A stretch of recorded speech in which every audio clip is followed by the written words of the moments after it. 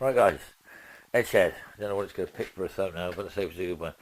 That's how it started. That's how it's sort of finished up, but it's not done right. It's not right yet, but it's pretty good. A bit too high here. Got the paint yesterday. So like I told you in my previous video. Tend to repeat myself. It's Friday. Yeah, okay, so it's Friday. I did a little bit of work on getting that grill looking good, and trying to take this lump down a bit, so take that down a bit. Still got to get the front end of the car out of the shed before we do any more. Now, Luke's sort of like supposed to be coming back today, he said, and he's going to give me a hand. I'm going to finish the welding on that, which is what I'm doing now, and he's going to start maybe trying to fill and finish some of the front. But, now this is the but. Next time I say I'm going to do something like fill holes in the doors, please comment in the section and say don't be a bloody idiot, Ed, because it is, without doubt, one of the most annoyingly frustrating things to do.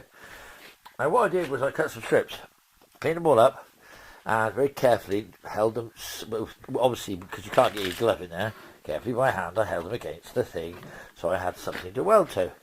And that's the result. It's not quite as simple as you think. Main reason because obviously our friend, you know the friend we're talking about, sort of Rust Killer and Axel, but that one is one, and they are going to need some filler. They're going to need some filler, but it's going to need filler because obviously, as you know by the video yesterday, where there was a great big bleeding hole down there. This one obviously is the same. Going to flip it over. This one, wax oil everywhere. Look at this stuff inside it. So this one will probably catch fire when I weld it. So that's what I'm having to watch out for. But they're not too bad. So I also did a little bit of grinding around here because I was trying to work out how I'm going to do this slip, and I think I've got it sorted. So my next job is going to be to get the string constructor mounted on my serrager, which is over there, which is behind all this. Like, hence the reason why I thought if I weld the doors up, because Luke says he can do the doors off the car easier on the trestles, and then final fit and finish on the doors frames itself. So I figured I might as well try and do the outside, the frames of the doors for the rubbers, and then we can do all whatever we've got to finish off, all the welding, because the welding I think takes the time. As I think everybody knows. And obviously then I've got to get this ground back, and I'm going to start filling all them holes. So I'm counting the holes down as I go. That door 1 finished. Door 1 finished. So to all intents and purposes, that's done. Now, that doesn't mean to say that I've reached a milestone, because it's only one bleeding door, and I haven't got anything else done. So, oh, did get the boot lid off. Yeah, got the boot lid off. So, boot lid's off, and it's not as nice as it looks when it's on the car. So that's going to need a little bit of love on the bottom edge as well. So we're going to see. But obviously there's the colour we're going back to, which is grey. And we're going to have to sort of pretty just scuff around inside the boot. But there's a lot of stuff to come out, and a lot of stuff to be changed and altered and messed around with. So the next big job, I think, as I said before, is to try to sort this. Whether to chop it all out and repair it, replace it, weld new bit in, I don't know. Whether it's better to grind it up and then let it. Certainly, I've got, I think, enough lead to do it left without buying any. So I think possibly that's possible it'll get. But other than that, guys, yeah, we're looking good. We've got to get some help in. I've got to get somebody in to sort of get this paint off, this green, which is coming off slowly. It's flaking off in places, and it's sticking like, you know, shit to a blanket in others.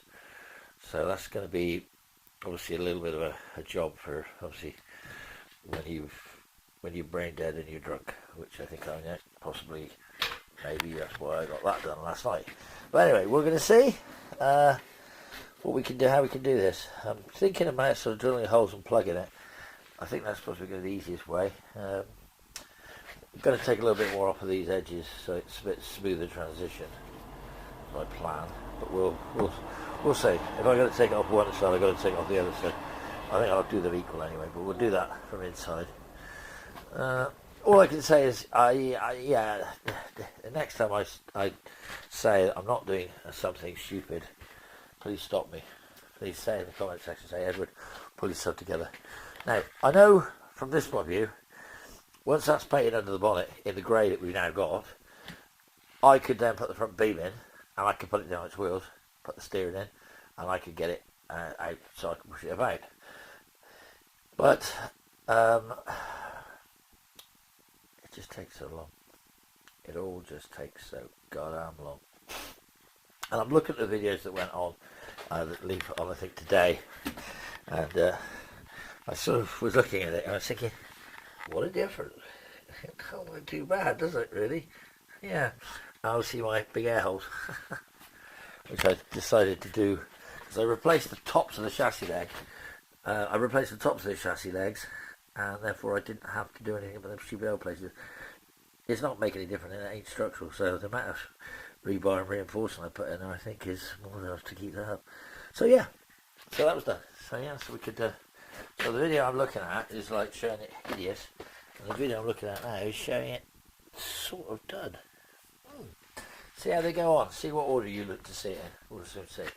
Anyway, so for the minute, 1 door down, 3 to go, and